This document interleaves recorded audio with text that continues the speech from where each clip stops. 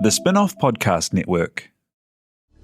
This is Kiwi is back for a brand new season with more inspiring kōrero from special guests including rugby player, father and role model TJ Perenara. My family bring me joy. Rugby brings me joy too, but it's not the same joy as my family brings me. And global dancer and choreographer Kirsten Dodgen. For some reason, people think I'm very intimidating. Listen to the new season of This is Kiwi, brought to you by the Spin-off Podcast Network in collaboration with KiwiBank. Available now wherever you get your podcasts. Kia ora, this is Toby Manhire, here to urge you to tune in to Gone by Lunchtime, a podcast with me, Annabelle Lee Mather and Ben Thomas, tackling the world of New Zealand politics, from policy to polling, from scandal to psychodrama. Listen to Gone by Lunchtime, brought to you by the Spin-off Podcast Network, wherever good pods are sold. Oh, love the teamwork, everybody. Love the Thank you teamwork. for settling with me. We had no choice. Kia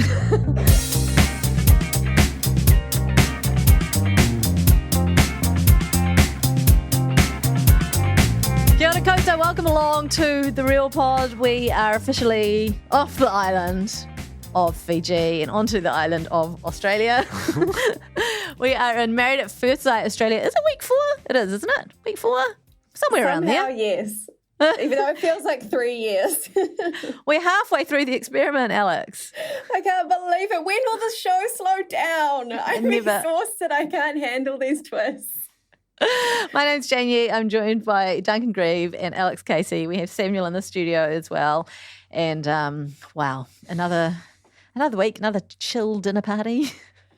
Just another nice time. I would just like to say, I wrote a piece on the spin-off last week before I had watched this week. And I wrote about how MAFS has morphed into a Monster of the Week show, which is where every week a new villain arises to be vanquished and you never know where it's going to come from. And then this week we had Caitlin and Shannon on the couch, and Shannon literally called himself a monster before getting vanquished. Yeah. Accurately. Oh, that was such a great piece. Very well Thank observed. You are a soothsayer.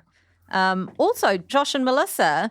So here we were. I mean, this has been a real roller coaster for us, hasn't it, Alex? Like last week, we were saying, oh, sorry, like the week before we thought, Melissa was stink, but now we think Josh is stink. And then it turns out that Melissa's been controlling. Melissa, well, yeah. It's just been, they're gone. I'm glad they're gone. It's really good they're gone. That was like an excruciating watch. I It did was like. horrible. I did enjoy Hallelujah. Oh yeah, that was great. Hallelujah was good. But then when you watch that poor man just crumpled on the Yeah. couch. And like And how his oblivious eyes, she was. And those eyes are different colours, and we've never even talked about that. There's just so No. much to talk about with this man. But I Joshy reveal that, like, what I found interesting in the first week about Melissa is, like, I had this sort of inkling that she was kind of using the goodwill towards sex positivity and, empowered women as a bit of a shield to just be a bit of a nasty person. But we didn't quite ever get the full extent of it until they sat on that couch. And she said, I wanted a man who's an alpha. I wanted him to be dominant. And Josh was none of this. And the sex was transactional and all this horrible stuff.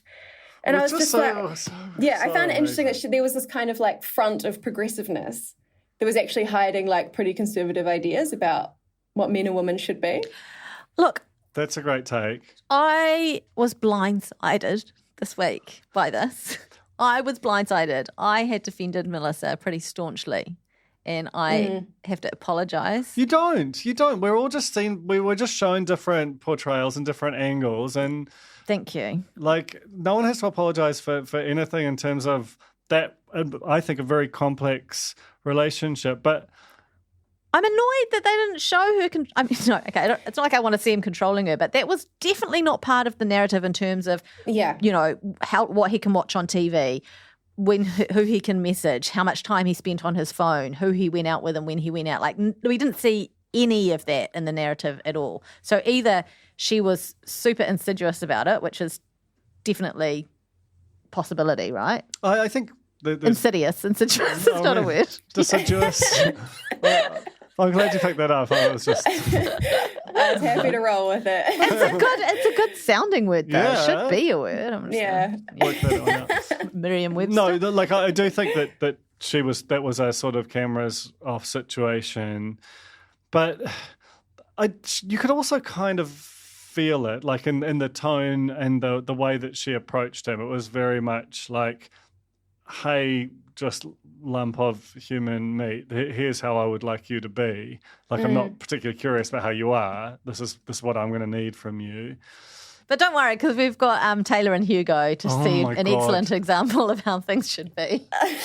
Jesus. So introducing our new couples who got married this week. Well, you never want to be coming in the middle, do you? Because your whole wedding just gets taken over by the other drama that's happening. But also, you're just like a stunt. Like, Yeah. there's never, it's not like they ever have like a nice couple come in. That's not true. There's a couple still together, Johnny and I forget her name.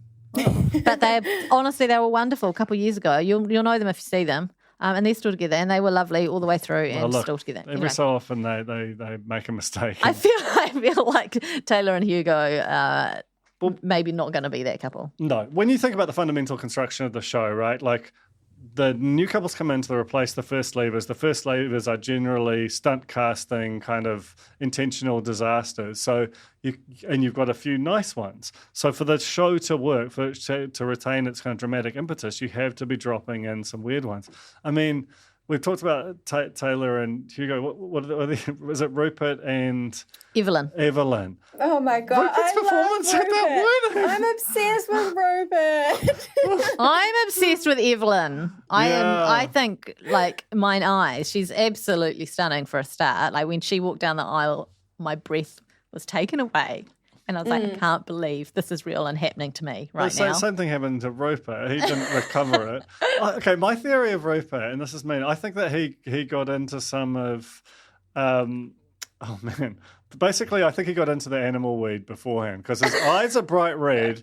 He's just sort of stumbling and mumbling. He just, for all the world, looks blazed to hell and just cannot compute what the hell's going on. I think he tried to chill himself out and just over-medicated. Both our grooms this week went very red, like the reddest reds I've ever seen on various occasions. But Evelyn, I think, is just a treat. Like, she's amazing. She kind of has a case of the Duncans, and it's like, how are you in a situation? Sorry, just to be clear, not Duncan Greive. Same. Duncan, best man that ever lived. Duncan, one name only. And that it's like, how are you like so attractive and also really chill and funny and nice? Like she's really tolerant of poor Rupert while he's just like sweating bullets and like beet red and making a weird bath and like seeming like he's going to faint to get out of the hot bath. And she's keen to get it. Like she's like, I'm gonna have some fun with him. I want to kind of like, you know, he makes a pillow wall in their bed, and she's like, no, this is not what I want. I want to, and I'm like, how is Rupert's voluntary pillow wall when she's clearly got the horn for him against all odds? Not the weirdest thing to happen with the bed situations and on the weddings this week. You think that's shocking, and then we whip to Taylor and Hugo, where Taylor, who has the longest hair I've ever seen in my life, and is a self-confessed control freak to the extreme. She doesn't compromise. She's paired with Hugo, a lovable space cadet with Labrador energy, full-sized Labrador, by the way, not puppy dog. And her controlling nature comes out pretty quick, and never more so than when they get to the honeymoon suite and start discussing the sleeping arrangements. Oh, and she says, you can take that freezing cold, hard window seat, my new groom, and I'll have the giant Super King bed. And then let's play a game of croquet to see who will have the bed forever. Yeah, for the whole marriage. Let's see who's going. Let's play a game of croquet to see who will have the bed forever. Like, she whispered that last bit because he didn't hear it. The T's and C's were not clear, and he seemed extremely bamboozled and angry, as he is completely right to be. I think he even said it himself, where he's like, a bed is a human right. And he also said to her, you want me to respect you, but doesn't it work both ways? She says, no. Which I guess is if you don't respect someone, that's what you'd say. This woman is a nurse. Just imagine if she's in a care profession.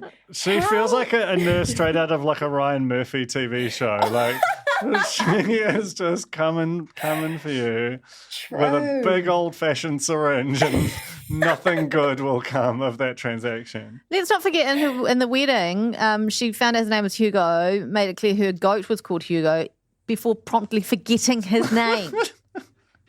Incredible. Like she had something to hook it onto, and even then she couldn't remember. Just so disinterested. I mean, if we look at the archetypes of the two new, and I think the wives are probably the most important part. The men are both kind of like warm props.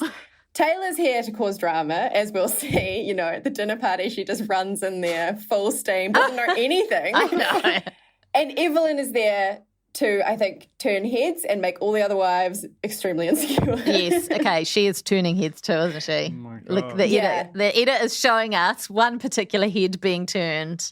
Big H. Big H. Big H. Oh my God. There were just like lots of shots of when Evelyn was walking around when she first walked in the room of Harrison just sort of looking over, leering.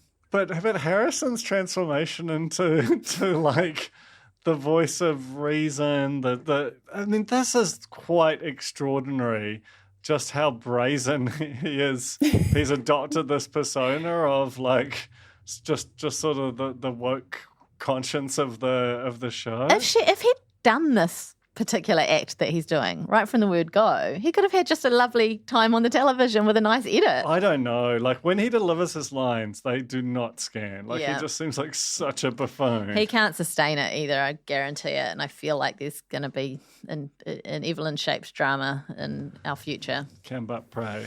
Can I also just mention another quote of Taylor's that I loved? She's just like, I don't want a man that talks. No, who does, you know? And I'm not even the tiniest little bit sorry about it. She's not sorry about anything. The conversation over dinner is like, you know, like you can imagine, obviously, like we've already discussed her contempt for human rights. Sorry, man, are you still talking?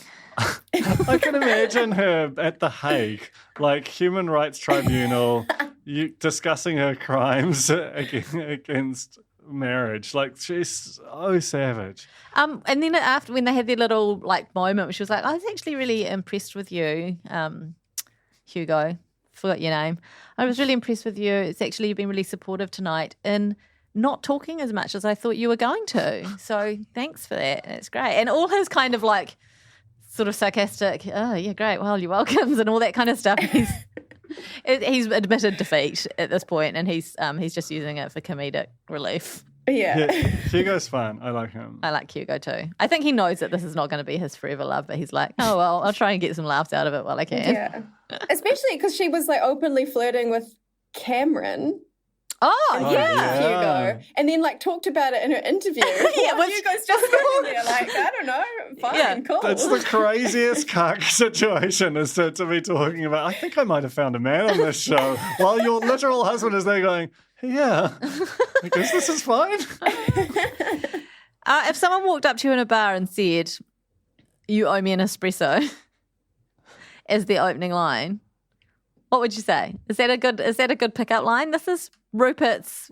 This is what Rupert would say to someone in a bar. Rupert would never say that to anybody. Rupert would never walk up to anyone and talk to them. Full stop. It's just unimaginable. And yet he'll get up and say in his vows, oh, my mum will be happy about the no sex before marriage thing. Which is like, in and of itself, a good line, but delivered so with badly. Just extraordinary timidity. Just this kind of halting mumble, which is Rupert's approach to speech. In Cam's words, hang on, Rupert, mate, you're dusted. Which I'm going to start using now. I really like it. Yeah, it's really good. It's use more Northern Territory outback slang. Rupert and Evelyn did get, like, their wedding got the most awkward edit. Like, there was definitely some creative cutting in there, but you know, it's just an extension of the truth. It was so good. And on their honeymoon, when she's like she's like, I'm going to try and relax him by lightening the mood. And so she's talked about how it was so cold that her nipples could key a car. And you could just see Ripper going, gulp. Being like so red and stressed. But then like... I don't know what happened, but they turned up at the dinner party and they're like, chill. Yeah. I mean... Maybe something happened, if you know what I mean. I do know what you mean. What could you possibly mean? Yeah, you know what I mean. Explain to us, Alessandra. I never will. I'm Rupert. Are you curious about how business can be better?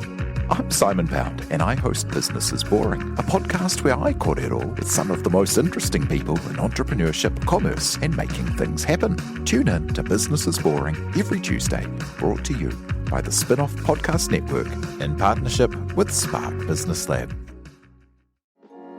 Kia ora, I'm Alex Casey, Senior Writer at The Spin-Off. We wouldn't exist without the ongoing support of our generous members. If you're able to, you can make a donation at thespinoff.co.nz/donate. Kia ora, I'm Duncan Greive, founder of The Spin-Off. You can help us keep all of The Spin-Off's award-winning journalism free for everybody by becoming a member today at thespinoff.co.nz/donate. Who do we want to talk about next? We've kind of done a bit of leapfrogging around here. Should we talk about Jesse and Claire? This was so hard to watch. But also... This is also Adam and Janelle at the same time, right? Yeah. Well, should we do the bundle? The big bad bundle? Okay, 2 for the price of 1. God. So it becomes very clear at the start of the week, Claire has a secret. And that woman cannot hide it on her face physically.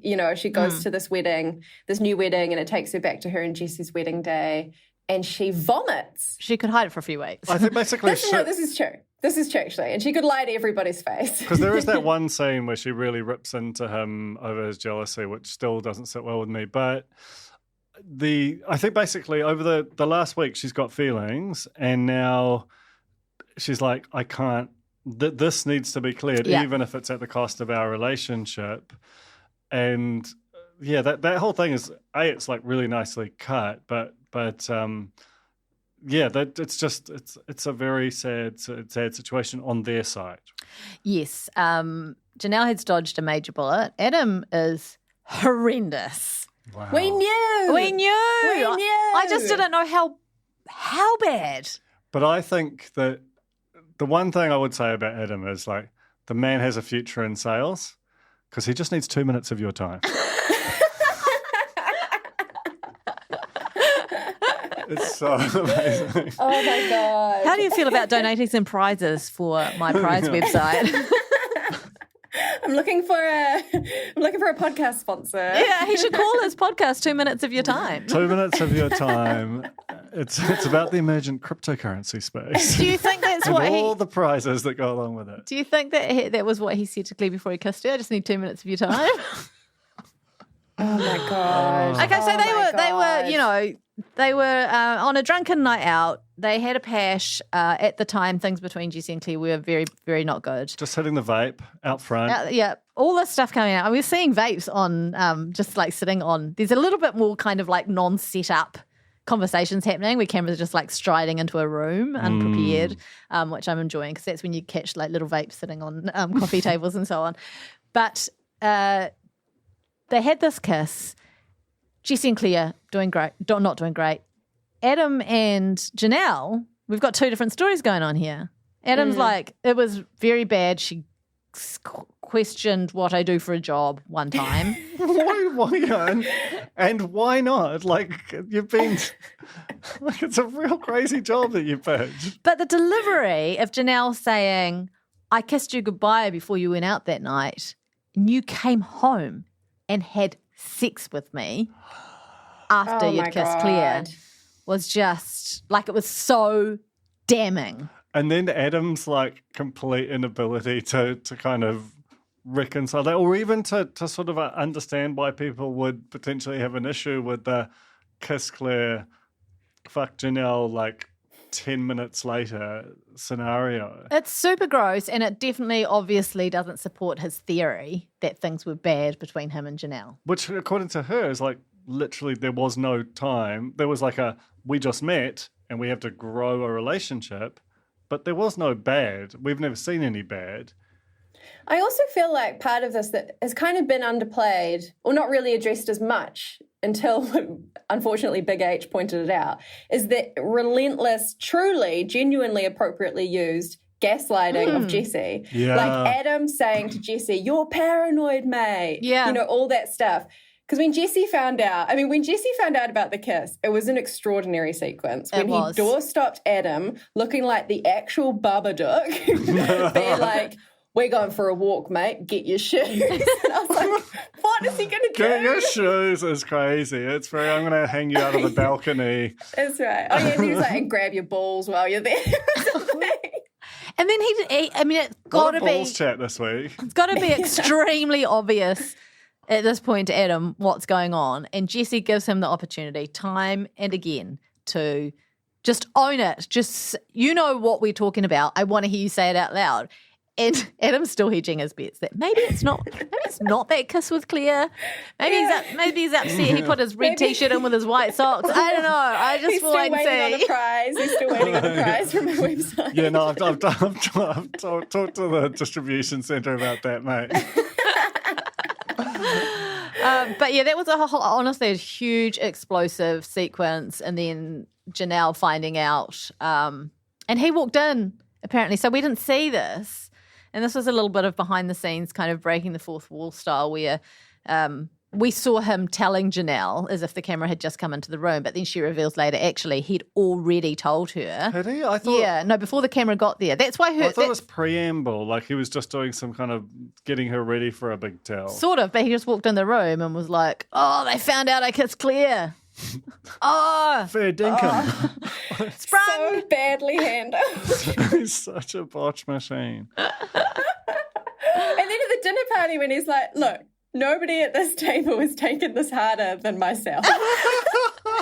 And the person I feel the most sorry for here, who's had the hardest time, is my man Jesse. And Harrison, again, I mean, you know, absolute, we don't love him, but he came in with the quick, "Not your wife," which was obviously what we were all thinking. It was just, but it does tell you, like, Adam's worldview is there is the bro code, and then somewhere down in your scratchy card wrappers from your competition website is your marriage. Like, it's really does not rate. Jesse held himself so well during this whole thing. Yeah. And so did Claire. Like, it's exactly as the experts called it. She delivered a proper apology. There was no but. I mean, she did have an excellent example proceeding of absolutely what not to do. Like, do the absolute opposite of whatever Adam just did and you're golden. And Jesse he basically just didn't want to be there. So he didn't want to have to talk about it. He just wanted to sort of let it all happen around him. And in the end, Claire saved him from a super awkward relationship conversation with Adam, in which Adam was just blaming Janelle. 2 minutes of your time to basically talk about how bad Janelle is. I just really need to clear the air with you about how stink Janelle is. Claire arrives, saves Jesse from that conversation, and then they end up having kind of another heart-to-heart. And do a beautiful Irish exit from the dinner party and together. A little hug. Incredible. A little audio hug. Yeah. The best so kind. They're just very classily handled. Like, yeah, I mean, you mentioned Jesse. They also had that little, like a fist bump moment at the dinner table. Yeah. And I think it's like, yes, Jesse is really angry and really hurt, but the thing he hates even more than that is having focus on him at all. You know, like he just doesn't want to be the centre of it. Which seems weird that he doesn't want to be the centre of attention, but not that kind of attention. Because he obviously fine if he's standing at the front of a wedding ceremony being like the world's most extravagant officiator. This is true. But even then, you're sort of like a facilitator, you know, for other people. I don't know. I just thought I really respect Jesse, and I just can't believe the journey that man has had. That's the thing, right? The growth. How he greeted Claire when she came in to the dinner party, when all the other girls, I mean, we need to talk about Alyssa because that woman is that's a little much. Pumped up. When all the girls were like, "I'm not even going to greet her. I can't believe this." And even the fact he went over and, you know, like gave her a little like hello when Claire was being so frozen out by everyone in the group. Like, looked like she was going to have a panic attack, you know. Yeah, it was so he's just a intense. nice guy. I also had a revelation. I think he looks a lot like David Farrier. If you did a side-by-side face mash, if you gave him some stubble and cut that hair, just something to think about. Okay. And also both into like quite heavy music. I assume David's sat in a car and gone. It was just a good scene. I'm sorry. That was great. I'm jazzed up because I've got like this awesome riff in my head. But yeah, the divide that happened between the girls as well at that, what's it called, the like departure lounge before the dinner party. And you had the blondies. It was like the blondes and the brunettes that we haven't seen for a while. And Alyssa was just she's so angry, isn't she? Well, especially given that she's got that sort of prehistory of being the third in a... Oh, I forgot about that. Yeah. And I wonder, like, is that why? Is she sort of like coming back or trying to like hit out against what she used to be? I don't know, but surely you've got to cast that with the brush of I can see that relationships can be complicated and that people can make bad decisions. And that, you know, like they allow for humanity. So Nikki had this theory that Lyndall was being set up to be this season's Olivia. You know, like with the way that she was constantly getting into drama, which I don't think I'd write off. But I also thought Alyssa maybe might have a shot at that position where she's got this like. They both got these beautiful kind of sort of no sharp edges lads, and then you see the level of the vitriol and just how hardcore mean girls that couch became, even notwithstanding Janelle having every right to be wounded, the sort of level of venom toward Claire and just how unvarnished it was quite chilling and reminded me a little bit of just how, because remember Olivia in the early weeks was just this lovely girl next door kind of thing, and then you're suddenly like, oh my gosh, this is, you know, this is Glenn Close shit. Like, I also think that Alyssa's got to be really careful because she is literally married to like the perfect human man.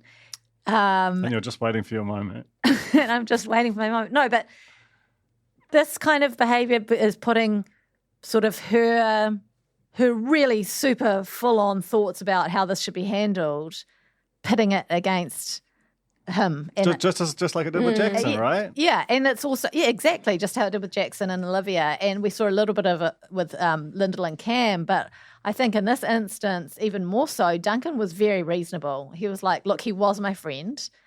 I absolutely don't endorse him. I do think we should take him to task, but I'm not going to say I'm never going to talk to him again. That is how humans should be. Yeah, totally. And Duncan has shown, you know, when during the commitment ceremony, Duncan was the one who first piped up and called out Melissa when she was talking about I wanted a man. Yeah. And he's like, well, what is a man? Says the manliest man.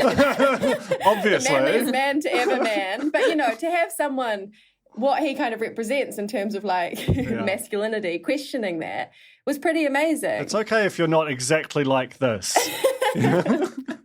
There's got to be more to what's going on with Alyssa because it was just super, super out the gate. And I think they set it up with this whole storyline of those girls going in super hard, particularly Alyssa.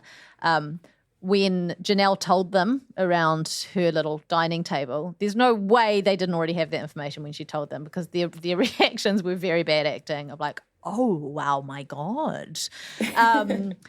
Considering how fired up they sort of eventually got. I think this is going to be a whole thing. Yeah, this is part of the problem with the Monster of the Week format is that we don't really get anything of like all our other couples. I feel like more so this season than ever before. Yeah. I'm like Tani and Ollie. Well, we all want to watch Tani and Ollie, right? Like a little web series, 15 minutes a week of Tani and Ollie just like making tea and cracking each other up. Tell me literally one thing that Leighton and Melinda did this week. Exactly. I didn't write anything. Nothing. All I wrote was she looks like Romy and Michelle's high school reunion. Which is an absolutely fantastic call. You're right. Yeah. The little clip things. Sandy and Dan. Sandy was sort of a little involved. Dan was very supportive. Sandy's like, given that she's got zero experience of relationships, I think she's got a level of emotional maturity and is handling a really complex dynamic really well. I think what she does have is really good relationships with her girlfriends and she's bringing that to the group. I did like when she had the information about the kiss before anyone else did, and there was that amazing conversation with Jesse. And he's my God. And she's like, how are things going? And then she's like, I'll just say to you, think about the early times, and think about the things that you've overcome, and just keep that in your mind. And remember that things were bad.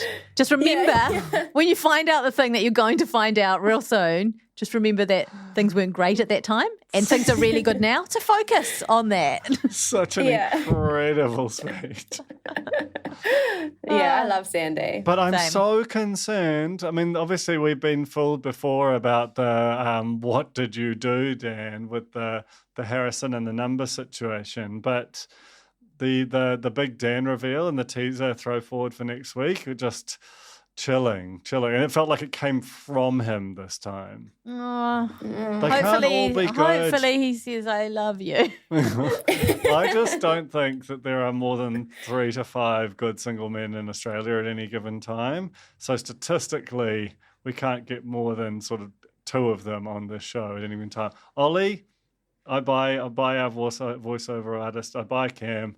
I think the rest, who knows? I'm super scared of Duncan. Not you. I'm super scared of Duncan. What might happen It doesn't make there. any sense what's going on there. I'm worried about Cam and Taylor. I'm worried about Cam. The rural connection, and also the siblings were dating kind of a vibe they give off physically. Yeah, I don't know. I don't want it all to fall apart. The thing with Taylor is, like, she's so strong that I feel like, and obviously I'm not implying anything too untoward, I don't think, but her will, she makes Susan Devoy just look like a chill one, like she's so intense that even if Cam has no intentions, her as an external force acting on your relationship can't help but absolutely explode. Oh, God, we've seen much less force of an internal force on other people's relationships cause a lot of hectic drama already, let alone someone like Taylor deciding that that's what they're going to do. If she makes a decision to mess with someone's relationship, she will, whether they like it or not. I mean, basically, this has been a pretty perfect season, I think, in terms of the good couples are really good and wholesome. Yes, we're not maybe seeing as much of them, but none of them are boring. The dramatic bad ones are so complex. We've just had these 2 new ones drop in who are real hilarious. And even though it's been kind of an unspeakable amount of drama, it's unfolded sequentially in a way that's kind of kept the energy up.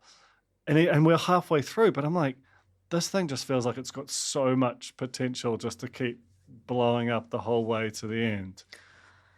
He's hoping. I really want Jesse and Claire to work out. Okay, me too. I was so angry with Claire because of that scene that you talked about where he had been trying to say to her, what happened then? Just tell me what happened. And she was, basically evading the question under the guise of, you're being unreasonable. I don't have to answer that. You shouldn't have been looking at people's phones. Trust me. Yeah. Aside from that, I think she's handled it really, really well. Agree. I think she was put in a difficult position by Adam, who had been messaging her saying, don't tell anyone, because that immediately then puts her under the pressure not only of, her own relationship, which arguably she had a more defensible she was in a more defensible situation, and that their relationship had been pretty rubbish. And Jesse had, let's not forget, he was vile to start with. He really, really was. She probably thought she was going home, But then there was Janelle to think about. And if Adam's saying, things are going well with Janelle, don't tell anyone, I don't want you to blow this open. She's got that on her shoulder as well. Something that a lot of people were saying at the dinner party, which bothered me, they were mainly addressing it towards Adam, but they were addressing it in general, was this would never have come out. This wasn't going to come out. But it was because Claire volunteered the information. It didn't just get exposed, They managed to unexpose it when it nearly got exposed. But at that point in time, she just got the guilt. Mm-hmm. And she spoke to Sandy, and Sandy said, you got to speak to Jesse, and that was going to happen. So I don't think anyone really acknowledged that she'd done that. Claire did an honourable thing after doing 2 dishonourable things. Yeah. I just don't like the way all the girls turned on her. It's clear she's going through hell. Why make it so much more difficult for her. You can understand it with Janelle, right? Like she has every right to feel however she's feeling, but the way that Lyndall, in particular Alyssa, could see a person who they were previously very close with melting, having tried to find their way out of a bad place and just felt nothing. In fact, seemed to almost glory in it, enjoy it. That was yuck. And they would have been the same people who were giving Jesse a really hard time at the beginning. Yeah. And then Jesse walked in and they're all over him. And Alyssa going in for that long hug, like being the great Jesse defender. I don't know. Like, in theory, it's right to stick up for the person who's been wronged. But it's just not that simple. And Alyssa has just made it very black and white and then gone like to the nth degree on her position. I just don't feel like it's going to end well. Anyway. Spectacular show. Thoughts and prayers for Jesse and Claire. Hope they make it through. Can we make a prediction about because I think she's going to go leave just to allow him the decision, and he's going to go. I think he's going to leave as well, and it breaks my heart, but I do.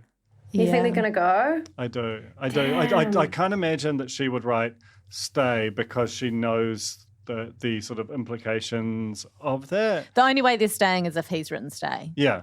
Yeah. And it is interesting that in the commitment ceremony at the start of the week, how they've started overriding MAFS law. That actually ruins it, though, by the way, because now that you've done that multiple times, it doesn't mean anything anymore. I think that's a real mistake. Like, I think doing it once I could understand, but doing it a second time, I mean, they were both pretty egregious situations. I can imagine they were both total nightmares, like psychological torture chamber kind of situations, but still. Historically, if a couple has been made to stay on the show, even though one of them wanted to leave and it really was not going to work, quite often they would leave the next day anyway. Yeah. So I think, you only really stay for a whole week if you feel like you want more TV time. Melissa's crazy. Like I started to write leave and then scratched out and wrote stay. For what reason? Like, that's a classic. That's a trope. It is a trope, but like she's just basically spent such a long time talking about what a wooden, terrible sex giving,